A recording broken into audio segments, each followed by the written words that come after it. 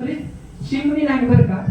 आपल्याकडे भारतात सोन्याचे कारखाने, हिरे मोत्याचे कारखाने, त्याचा धूर जो जायचा त्याला सोने की चिडिया म्हणते. तो चिमणी असते बघा कारखान्यावर धुराड, त्यातून धूर जो जायचा त्याला चिमणीला सोन्याचं असलं. खरं खरं चिमणी नाही. देवाने प्रत्येकाला जीव दिलाय ते काही सोन्याचं वगैरे नाही.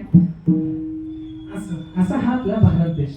आणि ह्या भारत देशाला बाहेरची लोक तुच्छ म्हणायला लागली. ती लोक म्हणायला लागली, हा काय तुमचा धर्मग्रंथ आणलाय, त्याची पानं तरी नीट आहेत का म्हणे, तो ठेवा खाली म्हणे, नाही तर इथं ठेवू नका. स्वामी विवेकानंदांनी काय केलं, बाबा हा धर्मग्रंथ आहे आमचा, फेकून देऊ नका, हा सगळ्यात खाली राहील. म्हणून त्यांनी ती गीता खाली ठेवली. बाकीच्या सगळ्या देशांचे धर्मग्रंथ आपल्या गीतेवर ठेवले.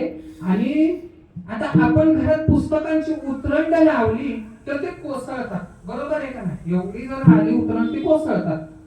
पण आपल्या धर्मग्रंथात, आपल्या भगवद्गीतेत एवढी ताकद होती की भले मोठी उतरंड लागली होती तरी ती पडली नाही. ह्यात आपलं विशेष म्हणायला लागलं. विठ्ठल